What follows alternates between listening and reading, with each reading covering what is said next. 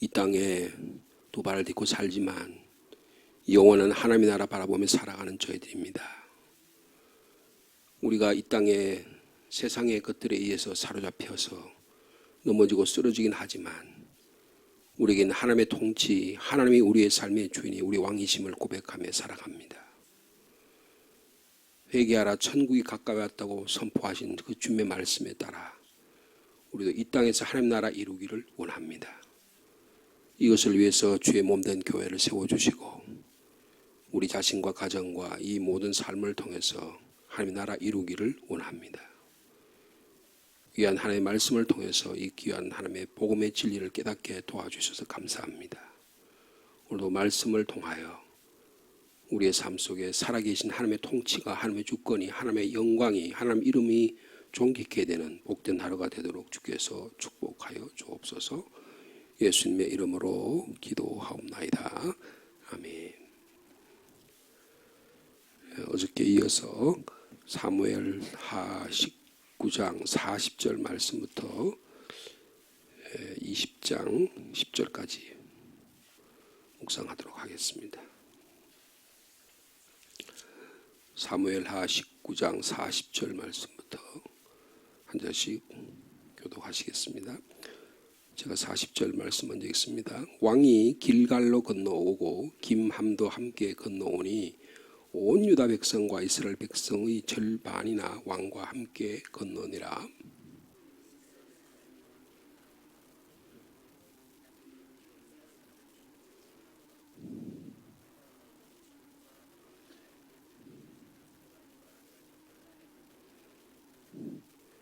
모든 유다 사람이 이스라엘 사람에게 대답하되 왕은 우리의 종친인 까닭이라.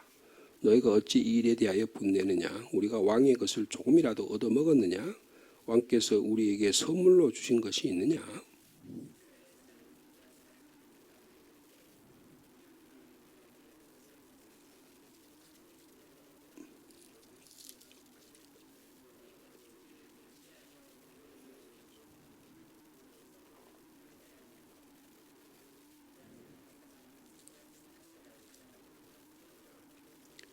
(20장 1절) 말씀 드리겠습니다. 마침 거기 불량배 하나가 있으니 그의 이름은 세바인데 베냐민 사람 비그리의 아들이었더라. 그가 나팔을 불며 이르되 우리는 다윗과 나눌 분깃이 없으며 이새의 아들에게서 받을 유산이 우리에게 없도다.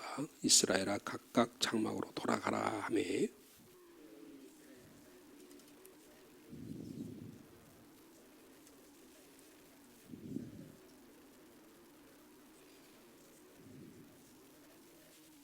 다윗이 예루살렘 본궁에 이르러 전에 머물러 왕궁을 지키게 한 후궁 10명을 잡아 별실에 가두고 먹을 것만 주고 그들에게 간계하지 아니하니 그들이 죽는 날까지 갇혀서 생과부로 지내니라.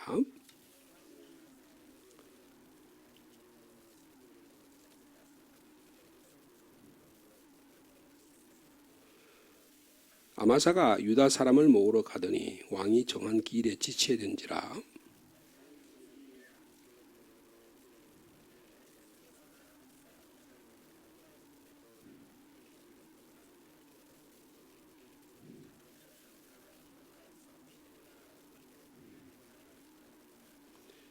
요압을 따르는 자들과 그렛 사람들과 블렛 사람들과 모든 용사들이 다 아비새를 따라 비그리의 아들 세바를 뒤쫓으려고 예루살렘에서 나와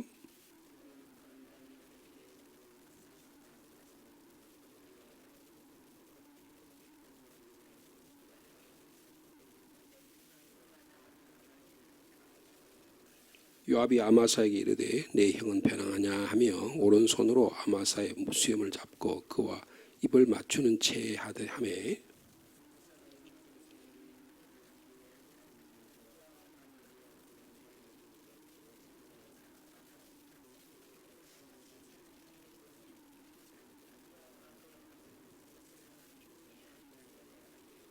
우리 13절까지 읽도록 하겠습니다. 요압의 청년 중 하나가 아마사 곁에 서서 이르되 요압을 좋아하는 자가 누구뇨?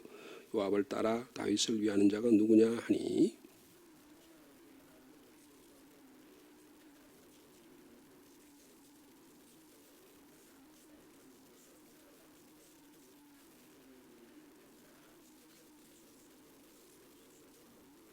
13절 말씀 같이 읽습니다. 아마사를 큰 길에서 옮겨가매 사람들이 다 요압을 따라 비그리의 아들 세바를 뒤쫓아가니라. 먼저 제가 잊어먹기 전에 뭐라 그럴까요? 우리 교인들에게 알려드려야 한다 그럴까? 말씀을 좀 드리려고 합니다. 우리 교회에 여기서 부목사님으로 계시다가 이제 다른 교회로 가신 목사님이 계세요. 그 중에서 그 중에서 자녀가 좀 아파가지고 힘들어하는 자녀가 있습니다. 그 목사님 계세요. 그 목사님이 여기 계실 때도 우리 교인들에게랑 이렇게 그 아픈 사정을 문자로 여러분이 혹시 보냈거나 발송을 받은 적이 있으리라고 생각합니다. 그래서 여러분들 아마 그걸 위해 기도하기도 하고 또 어떻게 하면 도와줄 수 있을까 그런 생각을 하는데 하셨으리라고 믿어요. 근데 아마 지금도 대구로 가셨는데요. 지금도 그 문자를 보고 마음이 측은한 마음이 있어서 어떻게 하면 도와드릴까 이런 생각을 하신 분도 있으리라고 생각합니다. 근데 제가 이 이야기를 여러 통로를 통해 제가 들었어요. 근데 여러분들이 불쌍히 여기는 마음으로 도울 수 있으리라고 생각돼요. 그러나 여러 가지 면으로 보면 일단 목사님이 우리 교회에서 떠나시고 그리고 우리 교회 또 새로운 부목사님 오셨고 이렇게 하기 때문에 일단 여러분들이 기도는 해줄 수 있을지 모르지만 물질적으로 돕고 이렇게 계속적으로 연락하고 이런 일은 가능하면 자제했으면 좋겠다 그런 생각을 합니다. 제가 그래서 이걸 어떻게 할까 그래서 제가 직접 그분 목사님한테 전화를 해서 앞으로 우리 교인들에게 이런 문자나 그런 거 보내지 말라고 그럴까 이런 생각도 하고 했지만 본인은 또 기도해달라는 마음으로 이렇게 할 수 있으리라고 생각을 해요. 그래서 혹시 여러분들이 이것 때문에 우리 교인들이 시험 들지 않았으면 좋겠다 싶습니다. 제가 듣기로는 이런 일을 해서 물질적으로 좀 후원하고 이런 분도 있으리라고 생각해요. 근데 그 정도면 된 것 같고요. 이제는 더 이상 이런 일로 인해 가지고 교인들 마음속에 말은 못하지만 부담을 느끼시는 분이 간혹 있으신 것 같아요. 그래서 이런 얘기가 저한테 들릴 정도가 되면 그래서 제가 그래도 이렇게 새벽 기도 정도에서 말씀드리는 게 좋겠다 그런 생각을 합니다. 여러분들이 간혹 그 가정을 위해서 기도해 주시는 건 감사하게 생각하지만 물질적으로 이렇게 해서 서로 마음의 부담을 느끼는 일은 좋은 일이라고 생각되지 않습니다. 여러분들이 일단 우리 교회를 떠나신 목사님이시고 교회 안에 있는 우리 목사님들을 돕고 섬기고 하는 일이 더 귀중하다 그런 생각을 합니다. 여러분들이 지혜 이렇게 이야기하셨어요. 또 여러분들이 또 이 일로 인해서 신앙에 손상이 없도록 이렇게 여러분 해주셨으면 좋겠다. 그래서 제가 말씀을 드립니다. 기억해 주시면 좋겠습니다. 자, 오늘 이 40절에서부터 43절 이야기는 남북이 갈라지는 이야기예요. 이거는 성경에만 나온 이야기가 아니고 오늘도 이 이야기는 우리의 삶에 아주 깊이 관련되어 있는 그런 이야기라고 볼 수가 있습니다. 압살롬의 이 반란 이것이 잘 수습이 됐어요. 수습이 돼서 압살롬이 죽게 되고 그리고 이제 왕이 다시 이제 예루살렘으로 올라가는 그 결정적인 순간입니다. 그 길갈에서 이제 오늘 40절에 길갈이라는 데가 나오죠. 길갈에서 지난번에 보면 사무엘상 11장에 보면 길갈에서 사울이 왕으로 세워진 곳입니다. 사무엘이 기름 부어서 왕을 세웠던 곳이 길갈이에요. 이 길갈에서 다시 예루살렘으로 귀환하는 그러니까 이제 얼마나 그래서 거기 보면 왕이 길갈로 건너오고 김함은 위에서 이야기했던 바레실의 아들입니다. 김함도 제 아들을 데려가라 그래서 그 아들까지 가요. 근데 거기 보면 두 사람의 집단이 나옵니다. 온 유다 백성 그리고 또 하나는 이스라엘 백성입니다.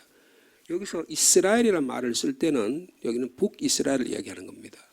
그러니까 이게 지금 쓰였을 당시에는 이미 이 이 사무엘 상하가 이게 쓰여가지고 다 이렇게 해서 나중에 이게 전부 한 사람이 쭉 쓴 게 아니거든요. 오랫동안 글들이 모아져서 그리고 나서 이게 주로 언제쯤 이게 완전히 사무엘 상하가 오늘날의 책으로 이렇게 완성됐냐 하면 포로기 이후예요.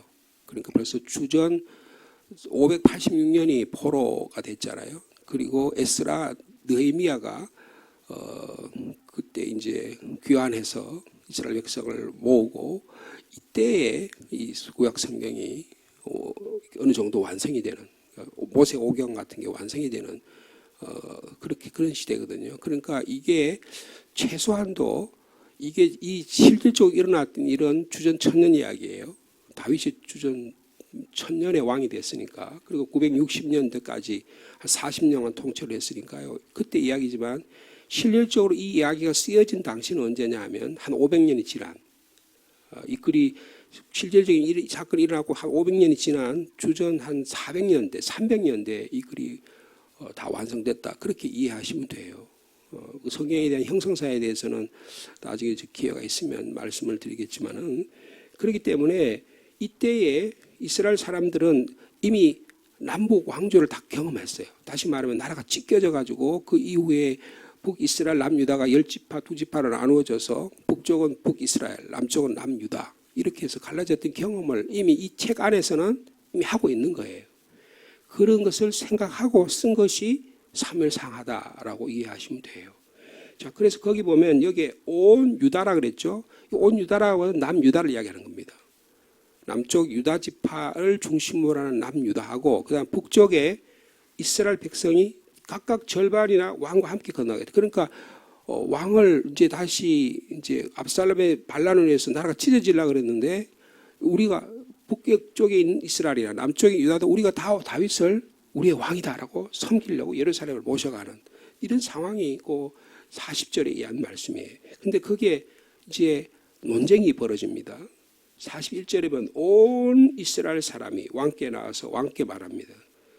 우리 형제 유다 사람들이 어찌 왕을 도둑질해서 왕과 왕의 집안과 왕을 따르는 모든 사람을 인도해 요단을 건너가게 합니까? 이 무슨 말이에요? 이 남쪽 유다 지파가 여러분 다윗이 무슨 지파예요? 유다 지파입니다.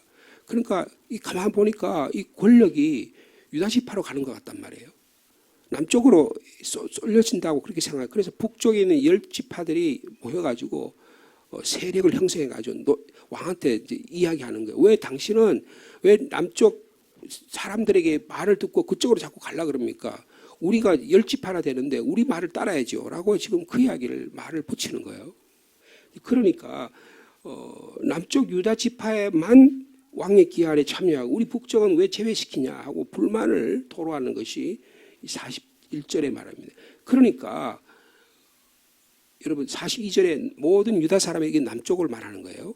남쪽에 있는 유다 지파 쪽 중심 세대들이 뭐라 그래요?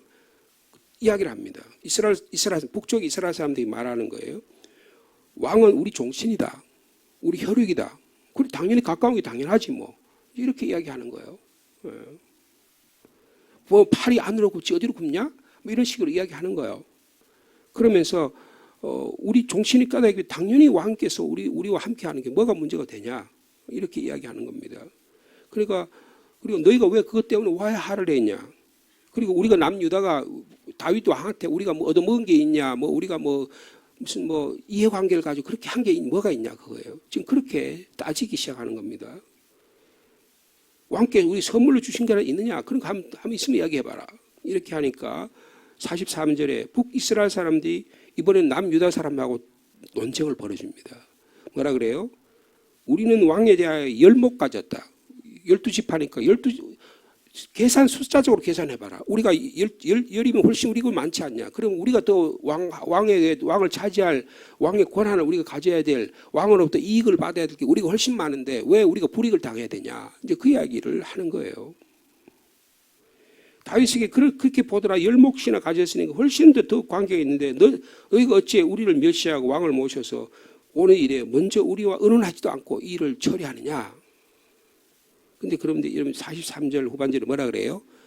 유다 사람의 말이 이스라엘 사람의 말보다 더 강경했다 그랬습니다. 그러니까 누구가 더 득세했다는 거예요?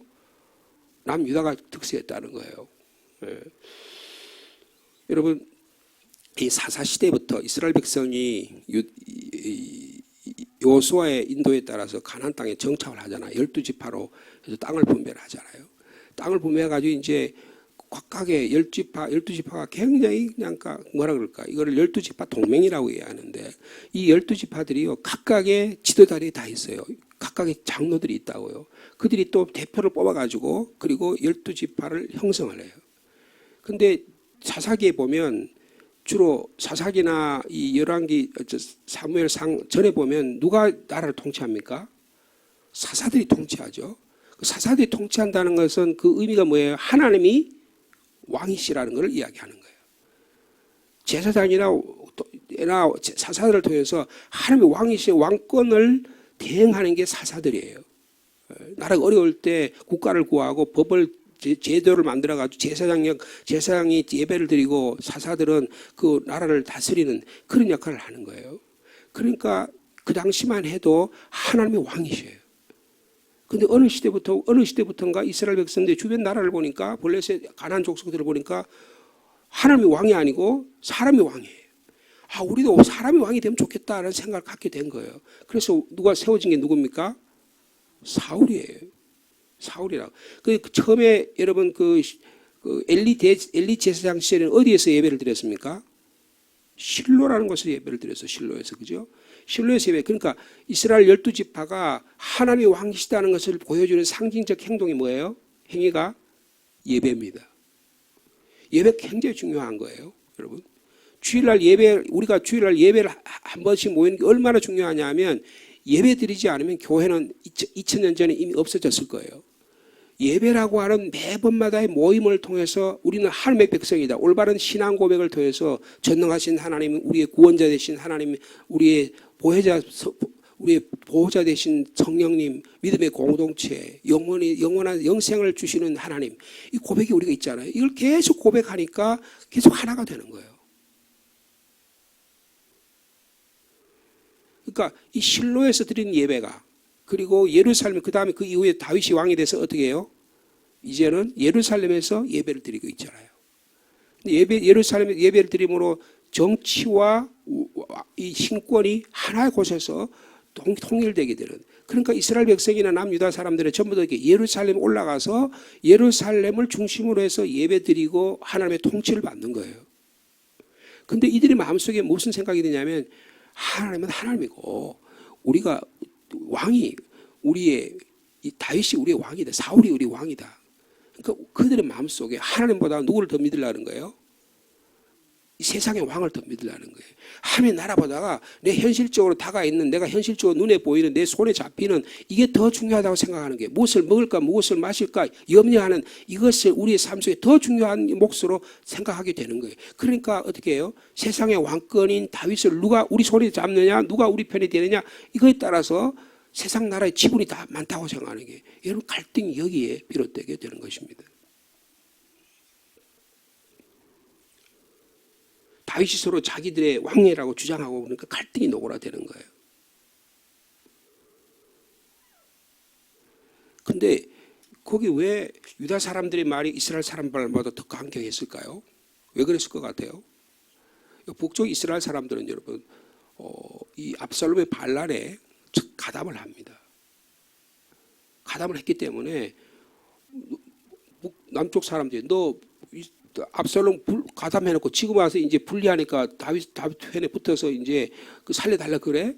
그러니까 이 북이스라엘사 12지파가 숫자적으로는 많은데 땅도 넓은데 정당한 이유가 별로 없는 거예요. 그 남쪽 유다 사람들은 절개를 지키고 지조를 지켰어요. 그러니까 우리가 더 지분이 많다는 거예요. 그래서 득세한 겁니다. 자, 근데 그게 그렇게 되니까 어떻게 해요? 북쪽의 12지파 사람들이 가만히 보니까 이래서 안 되겠다는 거예요. 계속 저 남유다에 끌려가겠다 싶어요. 그래서 20장이 나오는 거예요. 누가 반란을 일으킵니까? 세바라고 하는 사람이 반란을 일으켜요. 자, 세바라는 사람을 뭐라고 표현합니까? 20절 1절에 거기 불량배, 이 불량배라는 표현은 무슨 뜻이냐면 정치적으로 남유다와 같은 정책 색깔이 아닌 요새로 말하면 우리나라 한국의 현실로 이해하면 색깔이 전혀 다른 예, 빨간 색깔을 갖고 있고 그러면서 빨간색 넥타이를 매잖아요. 그게 어느 당이에요? 국민의힘이 빨간 색깔을 메고 있잖아요. 옛날에는 무슨 청색깔인가 그랬는데 요새는 또 빨간 색깔을 메고 다녀요. 그죠? 근데 그 사람들은 어떻게 해요? 보수적인 색깔이라고 그 사람들은 나름대로 뭐 입장이 있잖아요. 그죠? 그쪽 사람들이 지금 정권을 잡고 있잖아요. 대통령제에서. 그 다음에 반대쪽에 있는 뭐 무슨 당이 민주당은 또 무슨 다른 색깔을 옷을 넥타이를 메고 있잖아요. 그죠? 그래가지고 어떻게 서로 힘 자랑을 하는 거예요.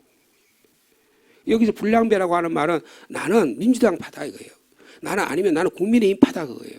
근데 그 사람들이 정치적 색깔을 다루고 있으니까 서로 권력 다툼을 하잖아요. 내년에 총선을 위해서 그냥 죽기 살기로 하잖아요. 그죠? 근데 그 사람 이름이 세바예요. 근데 세바라는 사람이 어느 지파 사람이라고요? 베냐민 지파 사람입니다. 그래서 그가 나팔을 불어요. 나팔을 불면서 선동을 합니다. 뭐라고 선동합니까? 우리는 다윗과 나눌 분깃이 없다. 이새의 아들에게 받을 유산이 우리에게 없다. 여러분 이새의 아들이 누굽니까? 자기들이 지금 섬겨야 될 왕이에요. 왕이라고 이야기해야 되는데 이제 뭐라고 격화시켜요? 저거 이새의 아들이다 이렇게 얘기하는 거예요. 그러니까 이제는 완전히 반란하겠다는 거예요. 여러분 평소에 잘 지나다가 여러분들이 목사가 마음에 안 들면 뭐라 그래요? 그거 이렇게 표현하잖아요. 뭐 누가 마음에 안 들면 사람을 비인격적으로 대하죠. 3인칭으로 대한단 말이에요. 지금 그렇게 이야기한다 그 말이에요. 예? 막 정치인들이 마음에 안 들면 그다가 막 완전히 그 사람 앞에 이야기하는 거 그냥 뭐 막 말 갖다 막 밑에 자기 자식보다 못한 채로 막 비인격적인 표현을 하잖아요. 그죠? 그렇게 지금 그 이야기를 하는 거예요. 다윗과 나눌 분깃이었고 이새의 아들 아예 그냥 왕이란 말 졸칙도 붙이지 않아요. 그러면 이스라엘아 각각 장막으로 돌아가라. 반란을 선동질합니다. 선동질하는 거예요. 두 나라가 쪼개지기 시작하는 갈등의 모습. 이게 실질적으로는 다윗이 이게 나중에 통합을 해요. 전쟁에 세바의 반란을 제압을 합니다. 그런데 나중에 이게 언제 가서 이게 결국 나라가 나눠져요?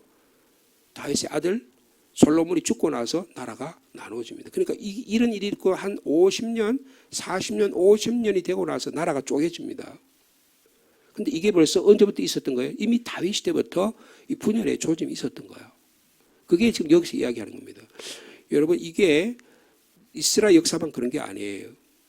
여러분 기독교 역사를 보면 이 분열의 역사예요. 한국의 기독교만 해도 여러분 한국의 큰 개신교 교단이 제일 큰 교단이 뭐예요? 장로교입니다. 장로교가 처음 들어왔을 때 장로교가 지금처럼 나눠지지 않았어요. 뭐 통합이니 합동이니 뭐 기장이니 뭐니 고려파니 뭐니 뭐 개혁 개신이 백석파니 무슨 파니 뭐 그런 것들이 없었다고요. 아무것도 없었어요. 미국에서 우리나라에 선교할 때 북장로교 남장로가 갈라져 있을 정도였었어요. 그런데 여기 와서는 북장로교 남장로가 서로 갈라져 싸운 적이 없어요. 하나가 됐었어요. 여러분 기독교 역사 가운데 2000년의 기독교 역사를 보면 여러분 전 세계 기독교를 크게 세 개의 종단으로 구분할 수 있어요. 뭐가 같아요? 제일 큰 그 중에 하나가 뭐예요? 동방 종교라는 겁니다. 러시아, 그리스 종교예요. 우리는 별로 그거 없을 것 같지만 서방 세계 가면 그리스, 러시아, 동유럽 이 가면 전부 다 그분들은 동방 종교에 러시아 종교의 신앙생활을 하는 거예요.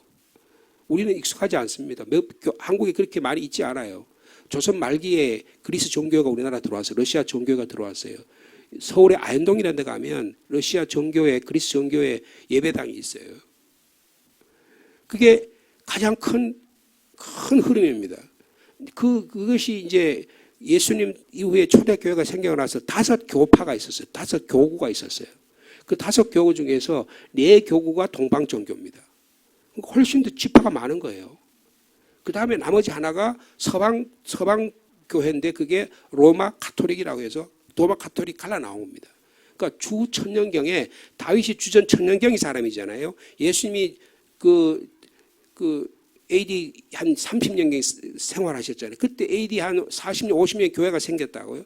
그 다음에 1000년이 지나고 나서 동방 종교회와 러시아 이 4교구가 있는 동방 교회하고 그 다음에 지역적으로 동방이에요. 그리고 로마 카톨릭은 로마 이스키면 서방이라 그럽니다. 그래서 로마 카톨릭 갈라진 거예요. 그 다음에 갈라진 다음에 어떻게 됩니까? 그리고 나서 1572년이에요. 1597년이죠. 마틴 루터라는 사람이 종교개혁을 했어요. 그래서 로마 카톨릭에서 개신교가 갈라 나왔습니다. 그래서 뭐 거기서 뭐 루터교, 장로교, 개혁교, 뭐 감리교, 뭐 순복음교, 오순절교, 뭐 침례교 수많이 갈라졌어요. 몇 개가 될까요? 공식적으로 한 287개 정도가 됩니다. 개신교가 287개라고요. 근데 우리나라는 그보다 훨씬 많아요. 한 1000개 될걸요. 교파가 나눠진 게. 그러니까 뭐 장로교라 그래도 수없이 나눠진 거예요. 여러분 그게 지금 이 모양입니다. 나눠지고 나눠지고 찢어지고 나눠져가지고 이 모양 이 꼴이에요. 그래가지고 어떤 경우는 비행기에서 서로 안수해주고 자기 교단 하나 만들어요. 신학교라고 해서 미국 같은 데 신학교 세우기 아주 쉽습니다. 그럼 신학교 세우면 미국 가서 신학교 안수받고 지가 목사가 됐다고 한국 와서 목사 노릇을 해요. 그러면 이게 진짜인지 가짜인지 알 수가 없잖아요. 그럼 미국 가면 어떡하냐 하면 미국에 와서 목사라고 하는데 저게 진짜인지 가짜인지 정말 하나님의 그건지 알 수가 없으니까 미국 사람들 이렇게 하겠습니다. 미국인 한국 교민들이 이렇게 합니다. 대한예수교 장로교 서울에 있는 장로의 신학대학원을 졸업한 사람은 그래도 괜찮다. 그러니까 무슨 자격증이라 되는 듯이 뭐 이렇게 해야 그래도 나라가 그렇게 신앙적인 문제가 그렇게 다는 거예요. 무슨 말입니까? 각 종단이나 교파나 러시아 정교대로 여러분 요한복음 14장에 보면 성령님이 어떻게 있느냐 그 성령님이 어떻게 되는가에 대한 그 싸움 때문에 러시아 종교 서방 교회가 갈라져요. 신학적인 논쟁 때문에 갈라집니다. 근데 그래가지고 예수님을 하나님께 영광 돌리는 예수 그리스도의 존귀함과 영광과 그리고 그 모든 것들을 전부 다 예수님의 내 편이라는 거예요. 러시아 정교가 자기들이 우선권이 있다. 그리고 로마 카톨릭 우리가 우선권이 있다. 그리고 개신교는 우리가 정말 하나님의 교회에 대한 올바른 이해를 갖고 있다. 여러분 루터가 종교개혁을 하고 나서 루터 이후에도 교회가 많이 갈라졌습니다. 다 뭐예요? 각 지파나 교단이 서로 예수님을 독차지하려는 거예요. 오늘 본문의 말씀이 그거 똑같아요. 독차지하려니까 서로 그 마음이 안 맞으니까 어떻게 합니까? 갈등을 해결하려고 예루살렘 올라가고 가는데 영광스러운 순간에 다윗이 한 발도 내디딜 수가 없는 거예요. 누가 환영을 주도할 건가? 누가 환영을 주도할 건가? 그러면 누가 주도권을 차지할 건가? 여러분 교회도 그럴 수 있습니다. 각 교회도 분열할 수 있는 거예요. 왜 우리 교회가 갈라졌습니까? 여러분 우리 자신을 한번 생각해 봐야 된다고요. 처음에는 남유다가 그 다음엔 북이스라엘 이길 것 같았어요. 그래서 남유다가 훨씬 목소리가 컸던 것 같아요. 주도권을 잡았던 것 같아요. 그래서 이제 우리가 주도권을 잡나 보다 싶으니까 북이스라엘에 세발한 사람이 안 되겠다 싶어가지고 갈라나간 거예요. 다윗 그 이세의 아들하고 우리가 뭐 상관이 있냐. 우리 각각이 돌아가자. 그래서 반란을 일으킨 겁니다. 그래서 세바의 반란이 시작되게 된 것입니다. 자, 이렇게 되니까 다윗이 두 가지 조치를 취해요. 하나는 여러분 보시면 그래서 2절에 보니까 북이스라엘 세바는 따라가지고 온 이스라엘 사람들이 다윗 따기를 거치고 올라가서 비그리 아들 세바를 따랐다. 북이스라엘 10지파가 세바와 함께 반란에 가담하게 됩니다. 그러면 유다 사람이란 말이 있죠. 남유다 사람들은 어떻게 해요? 그들의 왕 다윗과 합해서 예루살렘으로 올라가게 됩니다. 이제 전쟁이 시작되게 된 것입니다. 근데 다윗이 제일 먼저 한 조치가 뭐예요? 여러분 3절에 보니까 예루살렘 본궁에 이르러 거기 머물러서 왕궁을 지키게 하는 10명의 후궁들을 별실에 가두고 먹을 것만 주고 완전히 관계를 하지 않습니다. 죽날까지 생각으로 지내게 됐다는 거예요. 여러분 이것은요 굉장히 중요한 조치입니다. 나는 이제는 더 이상 이런 식의 왕권 우리 아들 압살롬이 자기의 여인들을 건드렸잖아요. 그러니까 그러면 이게 무슨 창피한 일이에요. 그죠? 그러니까 이걸 조치를 하지 않겠다는 거예요. 그러니까 세상적인 왕권과 같은 이야기를 여러분 다윗도 했었다는 거예요. 그런데 이거 안 하겠다는 거예요. 이 이야기를 듣고 이스라엘 남쪽 유다 사람들은 우리 왕이구나 이런 것을 받아들이도록 조치를 한 거예요. 여러분 이 당시에 이 여인들이 해야 되는 역할은 두 가지 노동력 역할을 하는 거예요. 이 왕이 다스리는 이 안에 왕궁 안에 자기들의 왕권을 강하게 하는 방법으로 후궁들을 많이 줘서 자식을 많이 둬야 왕권이 강화된다는 생각을 갖고 있었던 거예요. 근데 다윗이 그거 내가 철회하겠다는 거예요. 그 다음에 또 하나는 말하면 이 여인들은 성적인 욕구 충족의 대상이었었어요. 이런 것에서부터 내가 이제는 철회하겠다 이런 뜻을 갖고 있는 거예요. 그래서 그 여인들을 가둬서 못하게 하지만 또 한편에서는 그 여인들을 어떻게 하면 강요된 억압적인 성적인 박탈이라든지 혹은 가사 역할 노동력을 하는 여기서부터 해방되는 거예요. 네. 여러분들 여기에 갇혀있는 이 후궁들이 뭘 했을 것 같아요? 성경이 나타나지 않습니다. 뭘 했을 것 같습니까? 예?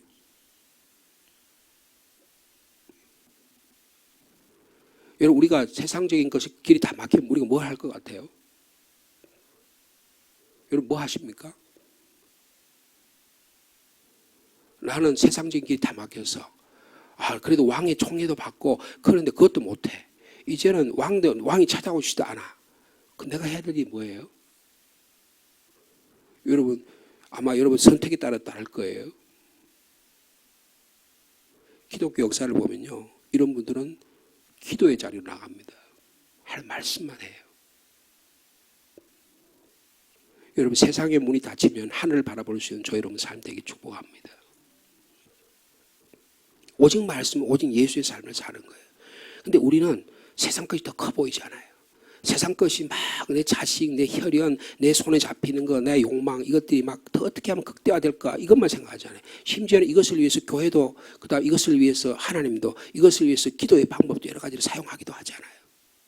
근데 그게 다 하나 막히게 돼요. 여러분 육체적으로 우리가 마지막 때가 되면 그게 다 막힙니다. 다 놓고 가야 돼요. 그럼 주님 앞에 설 때가 있는 거예요. 이걸 전부 다 다윗 입장에 써서 그렇지 이들의 부 입장에서 보면 생각으로 지내는 이들의 입장에서 보면 이분들이 바랄 건 오직 하나님 한 분밖에 없는 거예요.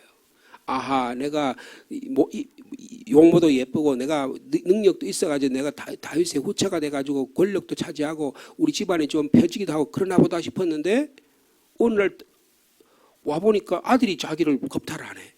그러니까 자기가 이게 무슨 꼴이에요. 근데 또 왕이 돼가지고 와가지고 가다 놓고는 꼼짝도 못하게 하네. 무슨 삶입니까? 여러분 이 생과부 입장에서 생각하면 이게 뭐가 되겠냐고요. 시간이 많이 가가지고요. 오늘 여기까지 하겠습니다. 내일 또 계속해서 이 왕이 다윗이 취한 두 번째 조치, 이 군사적인 조치에 대해서 잠깐 살펴보려고 합니다. 기도하겠습니다. 하나님 아버지, 다윗이 압살롬의 왕 반란을 평정하고 이제 예루살렘으로 돌아오려고 하는데 발걸음을 한 발걸음도 뛰지 못합니다. 이스라엘 내에 분열이 일어났기 때문입니다. 하나님의 영광, 예수 그리스도의 영광을 인간이 차지하려고 하기 때문입니다. 다윗 지파가 유다 지파가 세냐, 북이스라엘 10지파가 세냐. 우리는 10지파가 숫자가 많으니까 우리가 권력에 더 많은 것을 분점해야 된다. 아니다.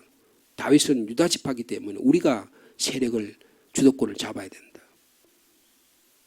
오늘날 세상의 나라와 동일하고 오늘날 수많은 기독교 역사 가운데 교회가 교단이 종단이 찢어지고 나눠진 것처럼 우리의 삶이 그러합니다.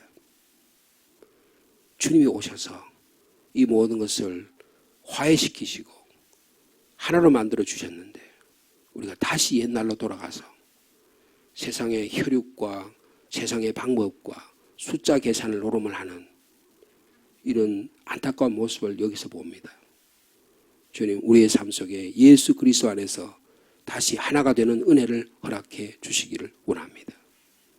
주님이 우리를 위해서 죽으셨고 우리 위해서 다시 사셨는데 이 하나님의 통치, 하나님의 주권을 잃어버리면 다시 세상으로 돌아가는 육적인 삶으로 돌아가는 이 모습을 저희들이 바라보게 됩니다.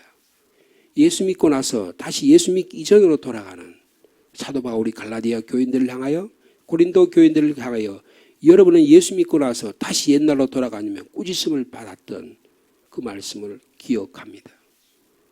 주님, 성령의 사람이 되게 하여 주옵소서. 육을 따라가면 육의 결과는 사망이지만 영을 따라가면 우리 안에 생명과 참된 평화가 있다고 말씀해 주셨습니다. 하나님의 나라는 먹고 마시는 것이 아니라고 말씀해 주셨습니다. 주님, 오늘도 이 거룩한 하나님의 나라에 저희들을 동참시켜 주시고 기도 자리를 불러주셨으니 우리 삶 속에 우리를 분열시키는 악한 마귀사탄들을 물리칠 수 있는 믿음의 용기를 허락하여 주옵소서. 주님, 이 땅에 살아가는 일이 참으로 귀한 일입니다. 이 땅에 하나님의 나라를 이루기 위해서 우리를 불러주셨습니다. 이 일 우리의 가정을 위해서 기도하는 자들이 되게 도와주시고 이 교회를 위해 기도하는 자들이 되게 도와주시고 이 땅에 하나님 나라 이루는 정치, 경제, 사회, 문화 모든 영역에서 하나님의 뜻이 이루어지게 하여 주옵소서. 무엇보다도 전도와 선교를 통해서 예수 그리스도의 심령이 예수 믿지 않는 자들에게 전달되기를 원합니다. 그들의 삶 속에 예수를 받아들이는 은혜를 허락하여 주시옵소서. 이 일이 위해서 전심전력하고 물질을 드리고 시간을 드려도 아까운데 교회 안에 그 이외에 다른 무엇을 가지고 서로 물고 뜯고 원망하고 불평하는 저희들이 되지 않게 하여 주옵소서. 이스라엘의 역사가 그러했습니다. 하나님이 구원해 줬는데 3일 가다 마다 못해서 원망하고 불평하고 하나님이 이스라엘의 땅을 12지파를 나눠주고 평화롭게 살라고 해줬는데 10지파와 2지파가 나눠져서 서로 자기 지분 싸움을 합니다. 이런 모습을 저희들이 봅니다. 주님, 이 가운데도 하나님이 역사하시고 하나님이 통치하시고 오늘도 우리의 삶 속에 우리가 연약하지만 우리를 다스리신 하나님을 바라보는 거룩한 영을 저에게 허락하여 주시옵소서. 그래서 오늘도 하나님의 나라 이루는 가정이 되게 도와주시고 우리 시민교회 되도록 주께서 역사하여 주옵소서. 주님, 저에게 올바른 판단력을 주시기를 원합니다. 사랑의 마음도 더하여 주시옵소서. 장마가 계속됩니다. 건강을 잃지 않게 하시고 큰 피해가 나지 않도록 주님 이 땅도 보호하시고 우리 성도들의 삶도 지켜 보호하여 주시옵소서. 오늘 수요 기도로의 모입니다. 말씀과 찬양과 기도가 잘 조화로운 그런 복된 하루가 되도록 주께서 축복하여 주시옵소서. 기도의 제목을 가지고 오신 한 분 한 분들을 통해서 주님 축복해 주시고 주님 기도 응답받고 돌아가도록 역사하여 주옵소서. 예수님의 이름으로 기도하옵나이다.